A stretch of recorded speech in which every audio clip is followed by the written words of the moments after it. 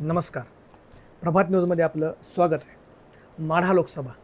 माढा लोकसभेमध्ये एक वेगळं चित्र त्या ठिकाणी निर्माण होताना आपल्याला दिसतं आहे. कारण त्या ठिकाणी 2019 पासून कार्यरत असणारे मोहिते पाटील कुटुंब कुठेतरी विरोधात जाऊन स्वतःचा अर्ज शरदचंद्रजी पवार गटातून तुतारी या चिन्हावरती लढण्याचा त्या ठिकाणी निश्चित झालेला आहे.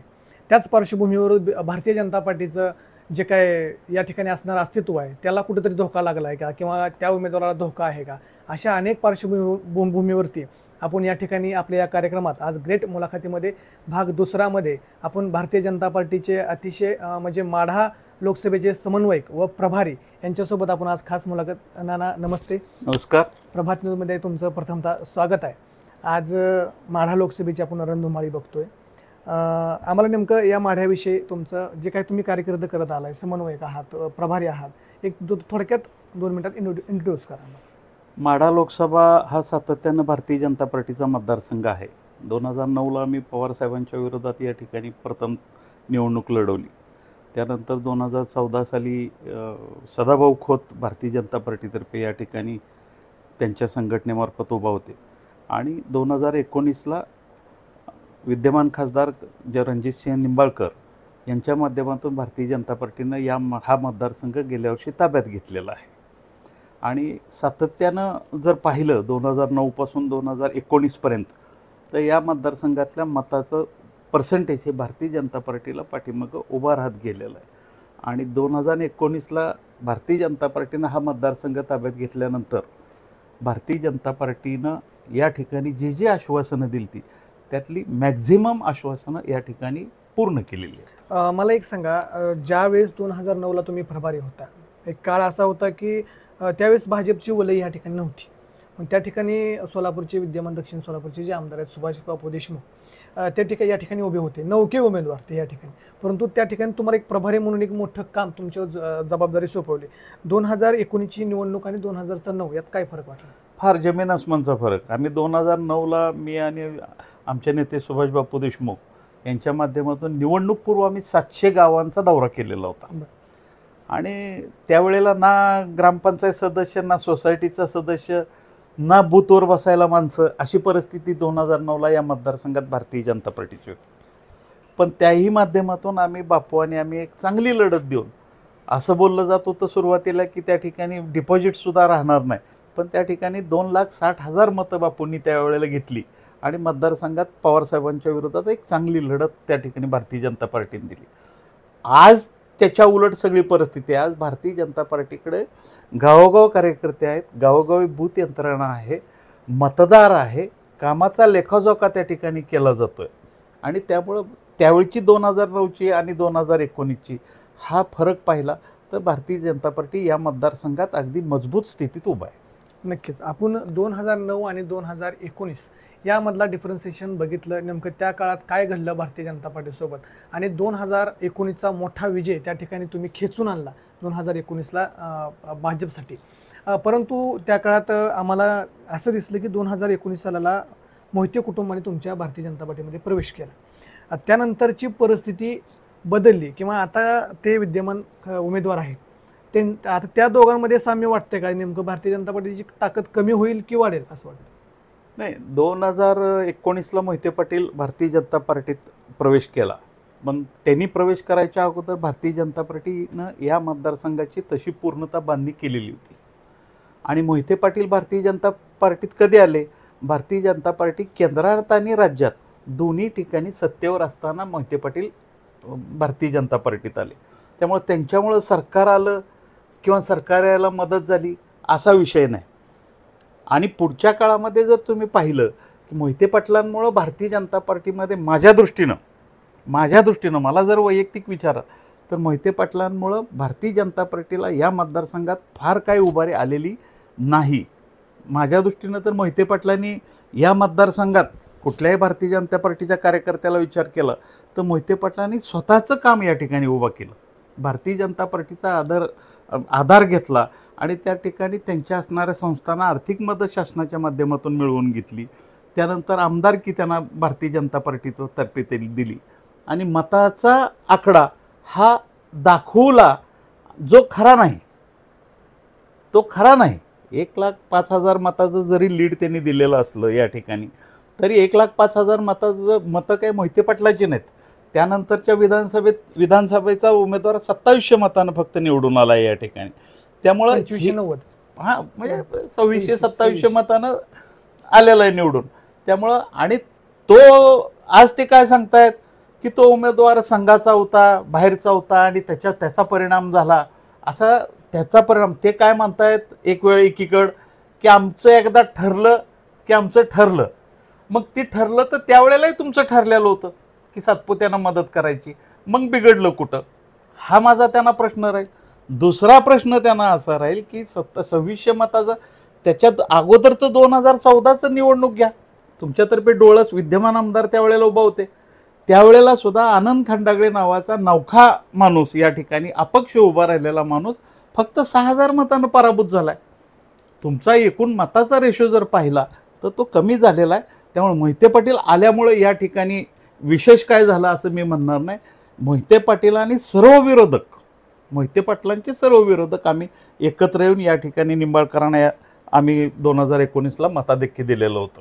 ठीक आहे. हा विषय तुम्ही म्हटला की 2590 मतांनी राम सातपुते निवडून आले. हो. परंतु ज्यावेळेस आम्ही आकडेवारीचे आपण काढतो की 1,30,000 हा मोहिते पाटलांनी जानकर यायच्या पूर्वी सांगितलेला आकडा. जानकरांनी वेळापूरच्या सभेत सांगितलं की 2 लाखाचं लीड.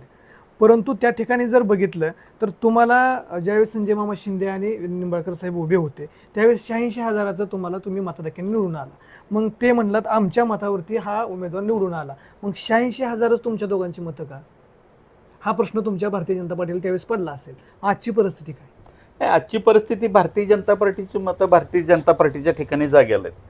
मोहिते पाटलांचा जो आकडा आहे तो अति फुगीर असं सांगितलं जातं. कारण मोहिते पाटलांचा पाठीमागं स्वतः विजयसिंह मोहिते पाटील या मतदारसंघात आमदारकीला उभा राहिले. माढा विधानसभा 2009 पर्यंत तेच उभा राहत होते. 2009ला डिलिमिटेशनमध्ये हा मतदारसंघ बदलला. पण त्यापूर्वीचा जर रेशो पाहिला तर 15 ते 17,000 ही मोहिते पाटलांचं सातत्यानं लीड असायचं. जास्त नव्हतं. त्याच्यापेक्षा कधीच लीड जास्त नव्हतं. 2004चा एक अपवाद वगळता विरोधकांचे 2 उमेदवार उभा राहिले आणि त्यावेळेला मोहिते पाटलांचं लीड 1,05,000 झालं. त्याच्यानंतर कधीही त्यांचं 2009 असेल 2014 असेल ते 15 ते 17,000चंच लीड या मतदारसंघात राहिलेलं आहे त्यांचं. त्यामुळं एवढा मोठा आकडा त्यांना कधीच मिळालेला नाही. मग आज कसा त्यांना मिळेल? आणि जिल्हा परिषद पंचायत समितीच्या ज्या वेळोवेळी निवडणुका झाल्या त्या निवडणुकात सुद्धा जर आकडेवारी पाहिली तर आकडेवारीमध्ये फार फरक कुठंही दिसत नाही. 10-15,000 मताचाच फक्त अंतर मोहिते पाटील आणि विरोधकांच्या मतामध्ये राहिलेलं आहे. त्या ठिकाणी हे जे काय मुत्ताराम जानकर आहेत त्यांनी काही ज्यावेळेस हा प्रवेश करायचा होता त्या प्रवेशाच्या अगोदर त्यांनी एक स्टेटमेंट दिलं की ज्यावेळेस देवेंद्र फडणवीस साहेबांनी त्यांना नागपूरला बोलवलं की तुम्ही तातडीने इकडे या, त्यावेळेस त्यांनी एक उत्स्फूर्तपणे स्टेटमेंट दिलं की मी भाजपचाच आहे. आणि परत मग कार्यकर्त्याकडून काही ग्राउंड रिपोर्टमध्ये असं लक्षात आलं की तुम्ही आम्हाला सोलापूरला नाकारलं म्हणून आम्ही जाणार आहोत. मग काय हे नेमकं आम्ही भाजपमध्ये आहोत आम्ही मग काय चाललंय नेमकं? आता वरिष्ठ पातळीवर काय चर्चा झाली तर मी काय त्यावेळेला नव्हतो. मी त्यावेळेला देवेंद्रजी काय म्हणले किंवा काय चर्चा झाली ह्याच्यावर मी नाही बोलणार. परंतु भारतीय जनता पार्टीत उत्तम जानकर 2000 आता साल मला सांगता ना गेल्या वेळेला झेडपीच्या निवडणुकीच्या वेळेला आलते. पण त्याच्यानंतर सातत्याने त्यांनी राष्ट्रवादी शरद पवार म्हणजे पूर्वीची राष्ट्रवादी आणि परत अजित पवार राष्ट्रवादी असं त्यांचं पक्षांतर वेळोवेळी आणि हा पक्षांतरांचा त्यांचा सिलसिला हा कायम राहिलेला आहे. कारण त्यांनी आत्तापर्यंत भाजप, BSP, माळशिरस तालुका विकास पार्टी, त्यानंतर राष्ट्रवादी, अजित पवार राष्ट्रवादी असे 5-7 पक्ष त्यांचे वेळोवेळी त्यांना जसं सोयीचं राजकारण असेल तसं उत्तम जानकरांनी आत्तापर्यंत पक्ष बदललेले आहेत. एकमेव भारतीय जनता पार्टीचा मी कार्यकर्ता आहे की या माळशिरस तालुक्यामध्ये 98 पासून मी कधीही पार्टी बदलले भारतीय जनता पार्टीचं काम करत आलो आहे. आणि ती पण माळशिरस तालुक्याच्या पूर्व भागात जो मोहिते पाटलाचं पॅकेट म्हणलं जातं त्या भागात मी काम केलं आहे आणि काम उभा केलेलं आहे. आणि भारतीय जनता पार्टीच्या पाठीमागं या ठिकाणी लोक सातत्यानं उभा राहिलेले आहेत. त्यामुळे उत्तम जानकर ज्या म्हणतायत की सोलापूरला टाळलं वगैरे असं काही नाही. सोलापूरचा त्यांचा संबंधच काय? तुम्ही कोणाला म्हणला कोणाला सांगितलं काही हा विषयच नाही तुमची अशी कुठेही चर्चा नाही. तुम्ही त्या ठिकाणी प्रभारी होता. तुमच्याकडे तर पत्र आलं असतं की मागणी असं काहीही नाही. त्यांनी उत्तम जानकरांचा मलाही एकदा फोन आलता की मला मदत करा वगैरे असं. मी सोलापूरमध्ये तिकीट मागतोय, मी अंदाज घ्यायला लागलोय हे त्यांनी सांगितलं मला. बरं.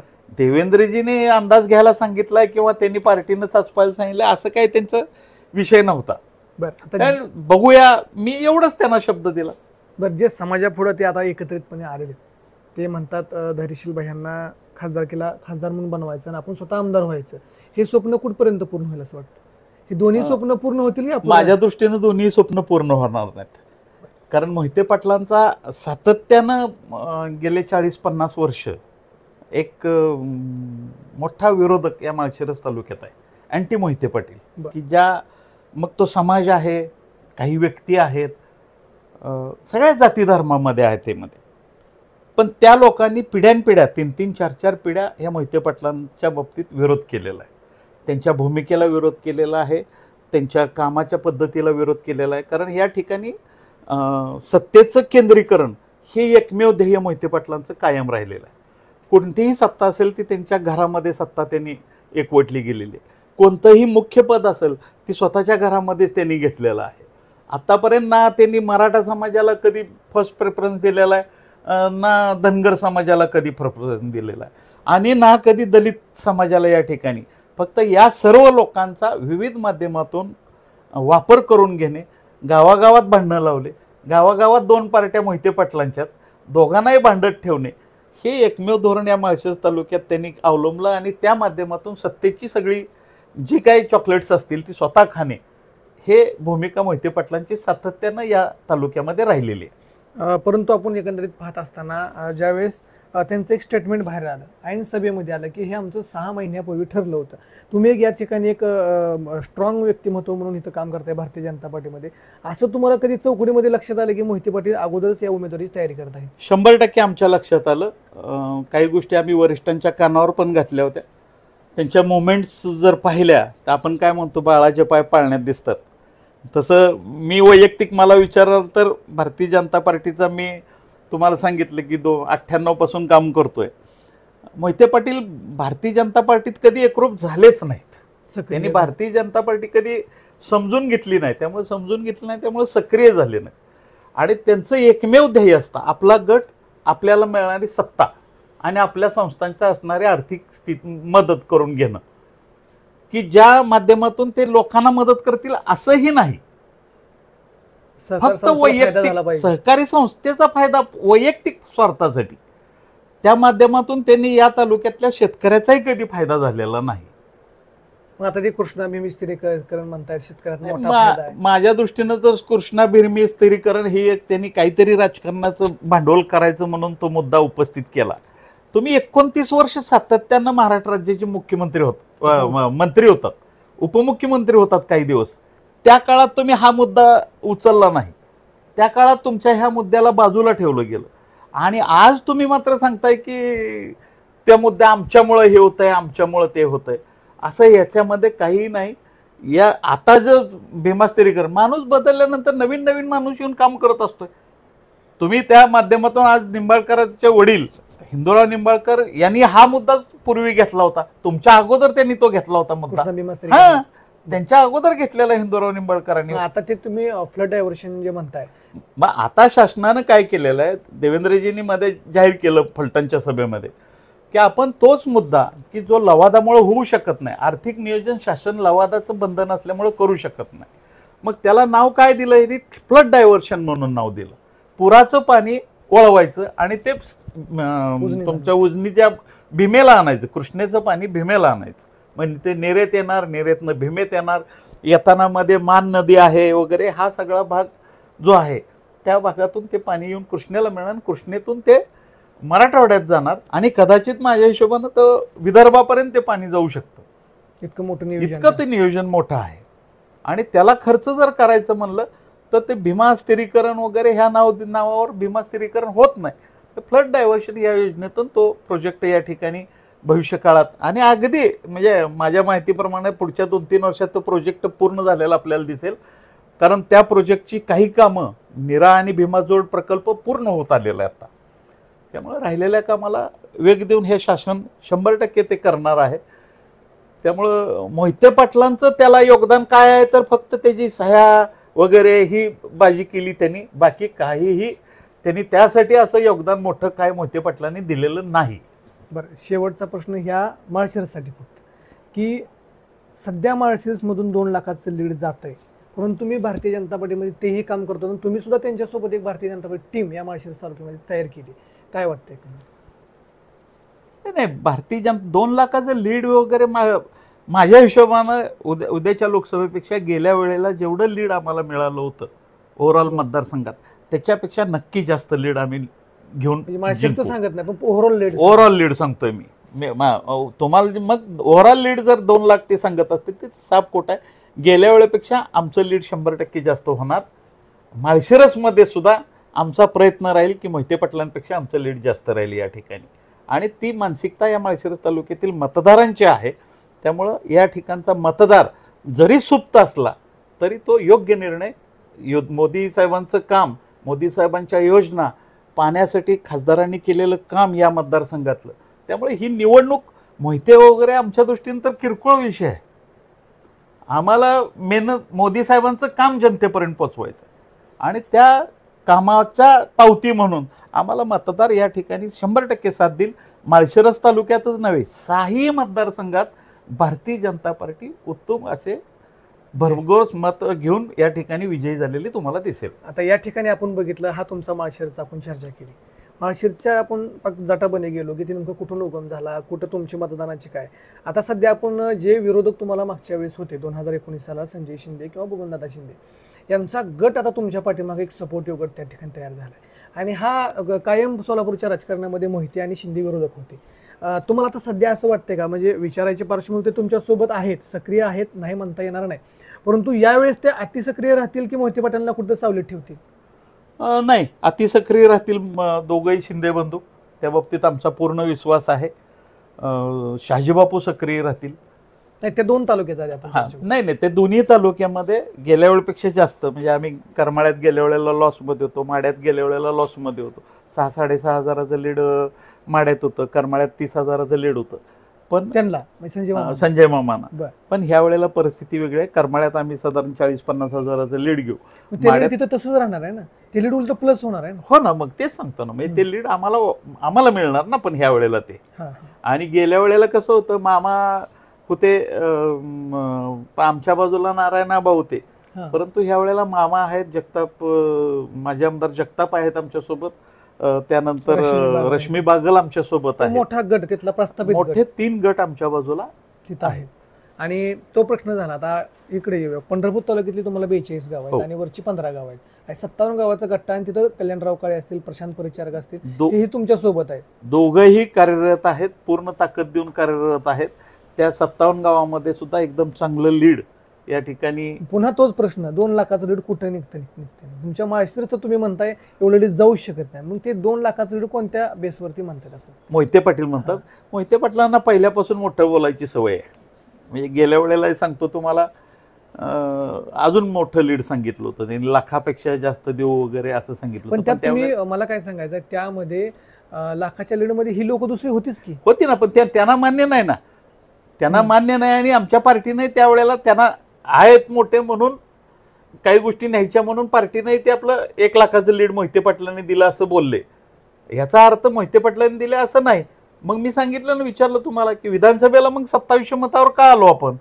बरोबर, ठीक आहे, 2700 मत, 5000 50,000 मतावर तरी यायला पाहिजे होता उमेदवार. तुम्ही तुमचे लोक काय ऐकले नाहीत. 50,000, 1 लाख कुठं आणि 2700 कुठं? तिथे विरोध पडला लगेच. असं होऊ शकत नाही ना. आणि याचा अर्थ असा आहे की सगळी लोक तुमच्या ऐकण्यात नाहीत. आणि आता सध्या राम सातपुतेंनी सुद्धा गट तयार केला असेल ना. राम सातपुतेंचं प्रचंड चांगलं काम आहे पश्चिम भागामध्ये, माळशिरस तालुक्यामध्ये. त्यामुळं त्यांचाही गट चांगला आहे आणि त्यांचा पूर्णतः गट, त्यांचे कार्यकर्ते सगळे भारतीय जनता पार्टीचं पूर्ण ताकदीनं काम करतात. त्यामुळे त्याचा जिथं गेल्या वेळेला पश्चिम भागात भारतीय जनता पार्टी मायनस होती विधानसभेला, त्या ठिकाणी ह्या वेळेला प्लस झालेली तुम्हाला दिसेल. एकंदरीत लोकांचा महागाईचा प्रश्न असेल किंवा आरक्षणाचा प्रश्न असेल, अनेकदा म्हणजे ह्या जाहीर तुमची नेते मंडळी, आमदार, खासदार ही जी ग्रामीण भागात ज्यावेळेस आम्ही ग्राउंड रिपोर्ट घेईल तिथं तर एक प्रश्न असतो, महागाईचा असतो, दुधाचे दर नाहीत, किंवा सध्या आरक्षणाचा प्रश्न असेल, आणि प्रश्न शेतकरी त्यांच्या छोट्या छोट्या गरजा सांगत असतात. त्याच्यावरती काय वाटतं? नाही, हे बघा, प्रश्न तर कुठलंही सरकार आलं तर सगळे प्रश्न एका वेळी सुटू शकत नाहीत. महागाईचा प्रश्न असेल तर माझ्या दृष्टीने तर महागाईचा रेशो जर आपण पाहिला तर भारतीय जनता पार्टीच्या ह्या 10 म्हणजे गेल्या 70 वर्षाचा विचार केला तर ह्या 10 वर्षात सगळ्यात कमी प्रमाणात महागाई वाढलेला हे 10 वर्ष आहेत, आर्थिक रेशो पाहिला तर. आणि आज मी म्हणेन की महागाई, आज तुम्ही पाहिलं असेल की आज मजूर असेल, आज कमीत कमी 500 रुपये त्या ठिकाणी मजूर कमवतो. त्याला आज मोदी साहेबांच्या माध्यमातून 80 कोटी लोकांना या ठिकाणी धान्य फुकट दिलं जात आहे त्या ठिकाणी मजुरांना. म्हणजे गरीब असतात त्यांना, गरीबाच्या खालची अजून पातळी आपण काढलेली आहे, त्यामध्ये काही सवलती वेगवेगळ्या त्यांना दिलेल्या आहेत. गरिबीचा रेशो पाहिलं तर काँग्रेसनं आत्तापर्यंत गरिबी हटाव नुसतीच भूमिका केली, पण नंतरच्या काळात जर पाहिलं मोदींच्या काळात गरिबी हा रेशोच उचलला आहे. म्हणजे गरिबीचं प्रमाण फार कमी झालेलं आहे. आज घरकुल वाटप, एवढी मोठी घरकुल वाटप कधीही झालेलं नव्हतं. आज शौचालयाचं वाटप कधीही एवढ्या मोठ्या प्रमाणात झालेलं नव्हतं. आर्थिक स्थिती गरिबाची सुधारली पाहिजे यासाठी ज्या काही योजना आणलेल्या आहेत, मग त्यात महिला सशक्तीकरण असेल, महिलांसाठी वेगवेगळ्या, मुलींसाठी योजना असतील. तुम्ही आता मुलींना तर शिक्षण फुकट, मुलींना शिक्षण फुकट देतोय आपण. प्रवास महिलांना 50% केलेला आहे या ठिकाणी महाराष्ट्र राज्यामध्ये. दुसरी गोष्ट, महिलांना आता उच्च शिक्षण सुद्धा, म्हणजे मेडिकलला सुद्धा शिक्षण महिलांना फ्री केलंय. म्हणजे ह्या इतर कितीतरी योजना आहेत की ज्या ठिकाणी गरिबांना सुद्धा त्या ठिकाणी बेनिफिट मिळणार आहे त्यात. आता आम्ही काल ज्यावेळेस कासेगावच्या सभेमध्ये प्रणिती शिंदे यांच्या सभेला गेलो तर त्यावेळेस तुम्ही जे 1,500 घरांचं वाटप केलंय त्या गोष्टीची कुठेतरी खिल्ली उडवल्यासारखं झालं की त्यांनी त्यांच्या म्हणण्यातून काय आलं की 1,500 घरं ही आडम मास्तर जे कोण आहेत तिथले विद्यमान कोण आमदार होते हे त्यांनी त्यावेळेस ते काय म्हणतात ते मंजूर करून आणले होते आणि मोदी साहेबांनी केले. हा काय प्रकार आहे? नाही, कसं आहे माहिती आहे का, ती घरकुल योजना ही विडी कामगारांसाठी घरकुल योजना आहे. कुणीतरी पुढं होणं हा आडम मास्तरांचा भाग आला. मी त्यांनी केलं नाही असं मी म्हणत नाही, परंतु ही योजना एखादी मंजूर करणं, त्याला शासकीय अनुदान देणं हे काम मोदींनीच केलं. कारण त्याचं भूमिपूजन करायलाही मोदी आलते आणि त्याचं हस्तांतरण लोकार्पण करायला सुद्धा मोदी चालते. मला तुम्हाला सांगा, तुम्ही एखादी स्कीम केलेली, जर तुमचा माझ्याशी काही संबंध नसेल तर मला तुम्ही त्या ठिकाणी हस्तांतर करायला किंवा भूमिपूजनाला बोलवाल का? माझं काहीतरी योगदान त्यात असल्याशिवाय तुम्ही ते केलेलं नाही. तेव्हा आमचं म्हणणं आहे की मोदी साहेबांनी त्यासाठी जे शासकीय अनुदान एवढ्या मोठ्या प्रमाणात उपलब्ध करून देणं वगैरे ते मोदी साहेबांच्या माध्यमातून झालं आणि त्यामुळे ती घरकुल योजना पूर्णत्वाला गेलेली आहे. दुसरा प्रश्न जो काही पंढरपूर लोणंद मार्ग तुम्ही काढलाय, हा प्रश्न ते म्हणतात मागच्या 5 वर्षात बी तेच तुम्ही सांगताय आम्ही रेल्वे मार्ग आणला, त्याबद्दलचं काय नाही. आता कसं आहे तुम्हाला मी सांगतो, आता हे मोहिते पाटलांचं श्रेयला वाटायचंच तुम्हाला मी सांगतो. मागं असंच मोहिते पाटील खासदार असताना आमचे सुरेश प्रभू केंद्रीय रेल्वे मंत्री होते, त्यांच्या हस्ते त्यांनी उद्घाटन केलं असं जाहीर केलं कराडमध्ये. कराडचा आणि ह्या रेल्वेचा तसा तर अर्थार्थी काही संबंध नव्हता, पण कराडला एक कार्यक्रम होता आणि त्या कार्यक्रमात मोहिते पाटलांनी सुरेश प्रभूंकडून ते वैयक्तिक संबंधाखाली असेल काही असेल त्या रेल्वेचं कामाचा शुभारंभ केला असं जाहीर केलं. त्यानंतरच्या 5 वर्षात ते खासदार होते, त्यांनी काहीही केलेलं नाही मोहिते पाटलांनी. मोहिते पाटील आणि शरद पवार ह्या 14ला म्हणताय का? 2014च्या पिरियडमध्येच उद्घाटन केलं ते. भारतीय जनता पार्टी होतीच, भारतीय जनता पार्टीचं सरकार होतं. त्यांच्या संबंधामध्ये ते जिथं असं ओपनिंग केलं, असं ओपनिंग केलं त्यांनी ते, पण त्याच्यानंतर त्याचा कुठेही पाठपुरावा केलेला दिसलेला नाही. 2019ला परत 2019ला पण फलटण, लोणंद फलटण पंढरपूर अशी रेल्वे आहे, त्यातला लोणंद ते फलटण हा मार्ग काम झालं, रेल्वे पण आज चालू झाली त्या ठिकाणी. पंढरपूर फलटण राहिले, फक्त आता राहिली फलटण ते पंढरपूर रेल्वे. पण ह्याचं जर आणि त्याचाही लाईन ऑफचं वगैरे पैशाचे वगैरे सर्वे वगैरे ह्या गोष्टीला पैसे दिलेत. माझ्या माहितीप्रमाणे आता ही आचारसंहिता लागली, इलेक्शन झाल्यानंतर पुढच्या 4 ते 6 महिन्यामध्ये त्याचं टेंडरच निघतंय डायरेक्ट. ते ॲक्विजिशन जे आपण म्हणतो, ॲक्विजिशन इंग्रजांच्या काळात झालेलं आहे त्याचं पूर्ण. त्यांच्याही 60 वर्षात झालं नाही, तुमचे 10 वर्षात 10 वर्षात नाही झालं, कबूल, मान्य आहे मला, पण त्या ठिकाणी काही ना काही भाग त्या ठिकाणी पूर्ण केलेला आहे. मग आता या अजेंड्यामध्ये तुम्ही कंप्लीट करणार आहे 100% करणार. पंढरपूर पंढरपूर फलटण मार्ग. फलटण पंढरपूर रेल्वे ही पूर्ण होईल. त्याचबरोबर तुमच्या पुढच्या 5 वर्षात किंवा 10 वर्षात अकलूज मार्गे बुलेट ट्रेन होती, बुलेट ट्रेनचा सर्वे झालेला आहे, ती रेल्वे या भागातून जाते. अशा 2 मोठे प्रोजेक्ट या ठिकाणी. आता शेतकऱ्यासंदर्भातला प्रश्न, जे 5 रुपये अनुदान आहे त्या 5 रुपये अनुदानामध्ये शेतकऱ्यांमध्ये बरीच नाराजी आहे. अनेक टर्म कंडिशन, ते स्टॅगिंग करा, काय करा, त्याबद्दल काय सांगा? नाही, कसं आहे माहिती आहे का, आता पैसा इतर ठिकाणी जाऊ नये हा त्यातला उद्देश असतो. शासकीय बंधन गेल्या 10 वर्षात तुम्ही पाहिलं की आपण भारतीय जनता पार्टीचं सरकार आल्यापासून शक्यतो त्या शेतकऱ्याच्या खात्यात पैसे कसे जातील यासाठी विचार केला. त्यामध्ये जो पूर्वी भ्रष्टाचार होत होता तो भ्रष्टाचार कमी व्हावा हा त्यातला उद्देश आहे.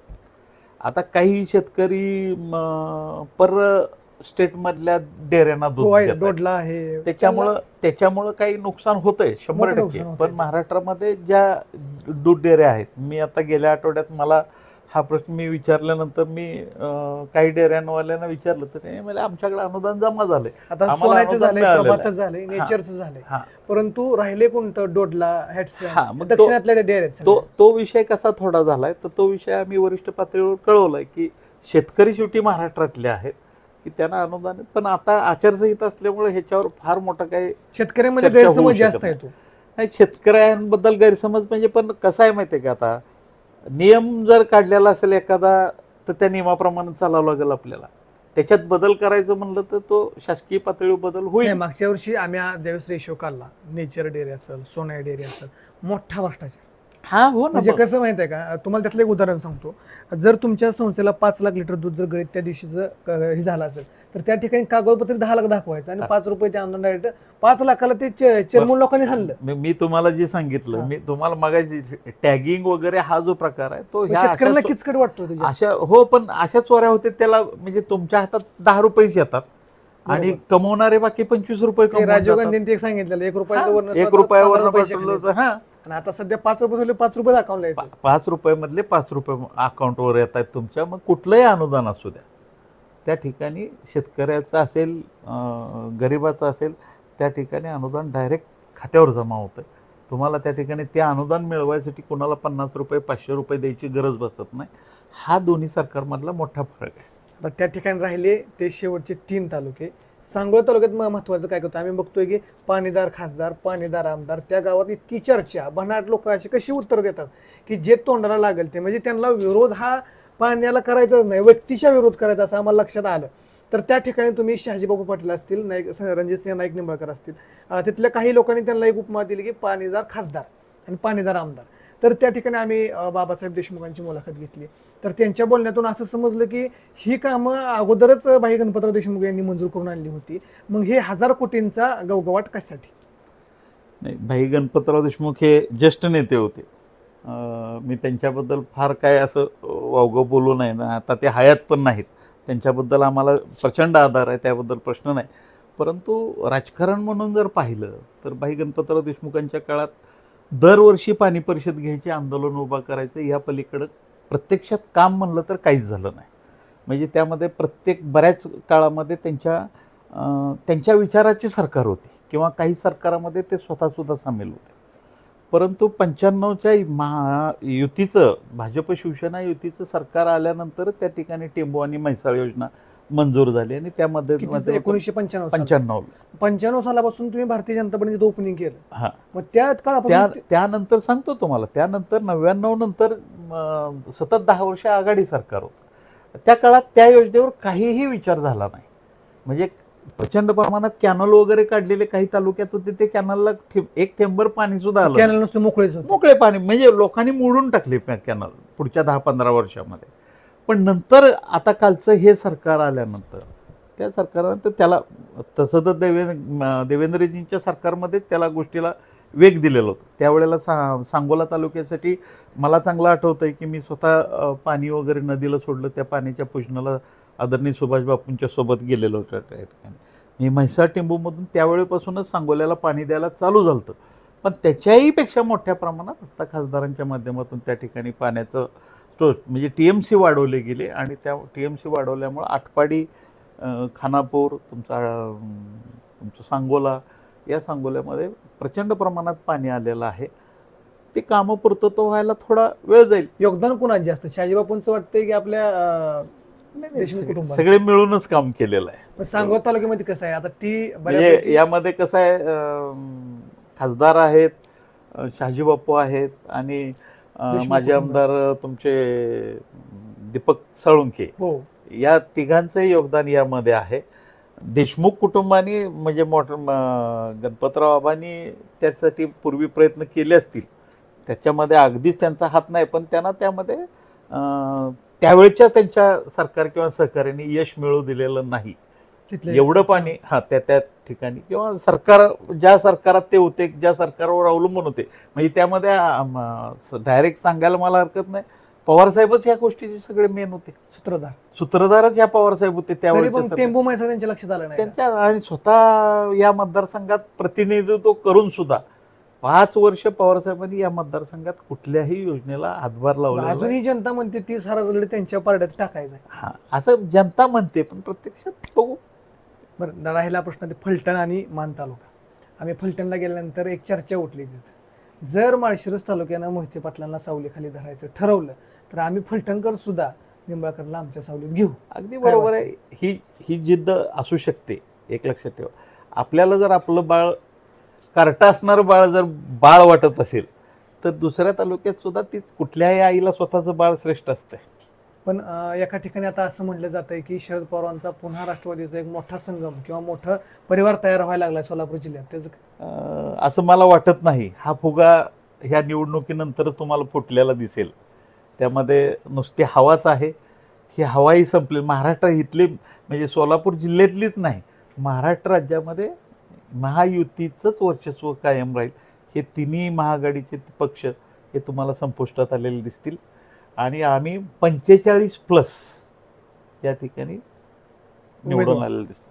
नक्कीच. या ठिकाणी आता आपण बघितलं पूर्ण तिकडला करमाळा तालुका असेल, माढा तालुका असेल, पंढरपुरातली 57 गावं असतील, सांगोला, मान, फलटण, अतिशय सखोल पद्धतीने तुम्ही आम्हाला माहिती सांगितली. त्या ठिकाणी आम्ही शरदचंद्रजी पवार गटातले धैर्यशील मोहिते पाटील यांचा सुद्धा लेखाजोखा आपण घेतला. पक्षातून ते गेले तरी किती फायदा राहील, पक्षात राहिले तरी काय होईल. त्या ठिकाणी रणजितसिंह मोहिते पाटलांची भूमिका कुठेतरी स्थिर दिसते. कुठं प्रचाराला ना मोहिते पाटलांच्या धैर्यशील बाईंच्या प्रचारात दिसत आहेत, ना रणजितदादा निंबाळकर यांच्या प्रचारात दिसत आहे. काय वाटते? नाही, आज जरी मोहिते पाटील कुठं दिसत नसले तर वैयक्तिक मला जर विचार तर रणजितसिंह मोहिते पाटलांनी नैतिक जबाबदारी स्वीकारून भारतीय जनता पार्टी आणि आमदारकीचा राजीनामा दिला पाहिजे.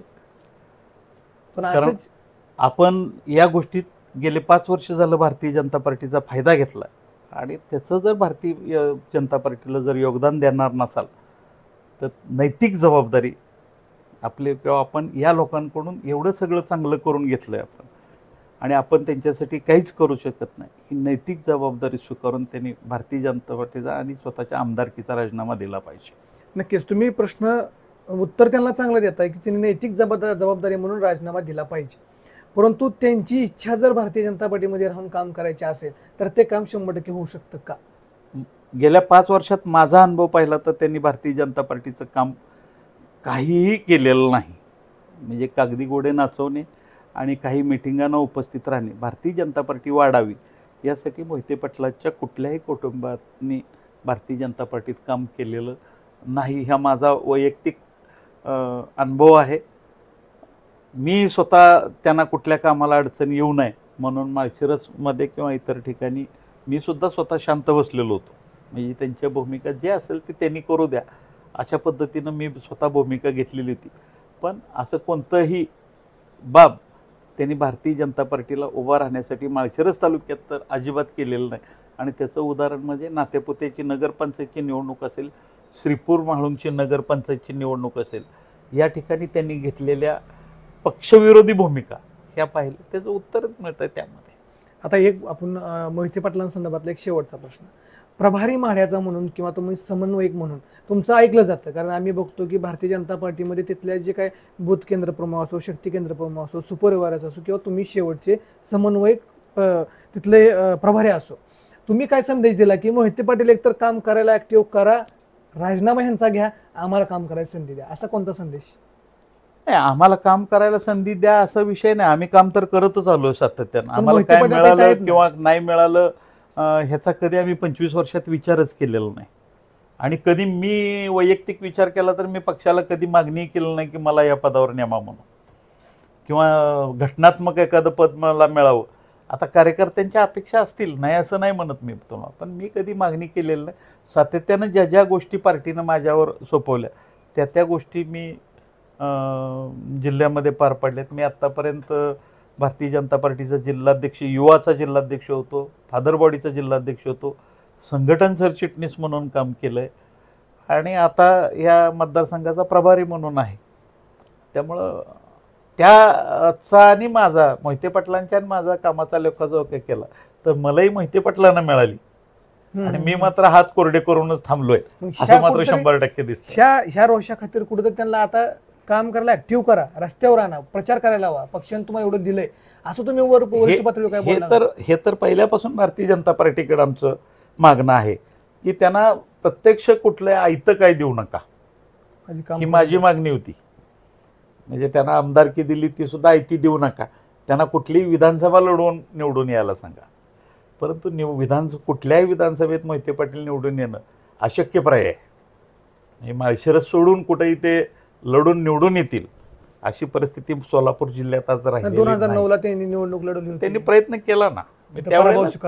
त्यावेळेला सोलापूर जिल्ह्याला ते कसं होतं, झाकलीमूठ 1.25 लाखाची होती ती 2009ची. तोपर्यंत लोक घाबरत होती, पण 2000 नंतर एक भीती त्यांच्याबद्दल जी होती ती निघून गेली. आज जिल्ह्यामध्ये कुणाचं दुसऱ्याचं वर्चस्व नको आहे. प्रत्येकजण प्रत्येक मतदारसंघात, मग तो माड्याचा असेल, करमाळ्याचा असेल, उत्तर सोलापूर असेल, दक्षिण सोलापूर असेल, अक्कलकोट असेल, सांगोला असेल, या ठिकाणच्या आमदाराला वाटतं की मी माझ्या मतदारसंघाचा राजा आहे, मी माझ्या मतदारसंघात माझं वर्चस्व असलं पाहिजे. मोहिते पाटलांची ती पद्धत नाही आहे.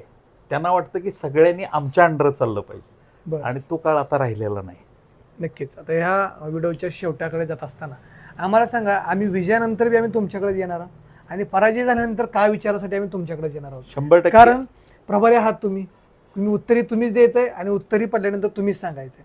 त्या ठिकाणी आम्हाला एक शेवट सांगा, लीड द्याल तर किती द्याल, आणि कसं काय द्याल, 2 शब्दामध्ये. कसं काय हे नाही सांगणार मी तुम्हाला, परंतु 100% लीड देणार. किती? गेल्या वेळेपेक्षा जास्त. तुमच्या तालुक्याला सवयच एक आकडा सांगायचा. नाही, मी आकडा पण सांग, मी गेल्या वेळेपेक्षा जास्त सांगतोय तुम्हाला. मी गेल्या वेळेला आपल्याला 86,000च्या आसपास लीड झालं, पण गेल्या वेळेपेक्षा जास्त लीड या वेळेला मिळेल.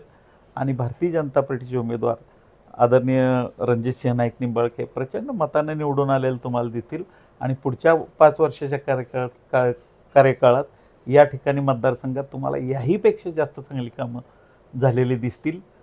हे 100% मी आज तुम्हाला सांगतो. नक्कीच. विजयाच्या तुम्हाला शुभेच्छा आहेत. अतिशय सखोलपणे आपण त्यांची मुलाखत घेतली. मुलाखतीतून 1998चा त्यांचा जो सुरू झालेला प्रवास होता भारतीय जनता पार्टीसोबत, तो त्यांनी सांगितला. माळशिरस तालुक्यामध्ये पुढे भारदस्त पार्टी त्या ठिकाणी काम करत असताना मोहिते पाटील कुटुंबासह त्यांच्या विरोधात राहून त्यांनी काम केलेलं आहे. मोहिते पाटलांचा तसा हा पूर्वेकडला श्रीपूर, महाळुंग हे असणारी मोठी गावं, त्या ठिकाणी तुम्ही वर्चस्व निर्माण केलं. भारतीय जनता पार्टीचं जिल्हाध्यक्षपद त्यांनी त्या ठिकाणी भूषवलं, आणि आज त्यांच्या 2024ला 2009, 14 आणि 24 पर्यंत हे त्यांच्याकडे प्रभारी म्हणून काम आलं.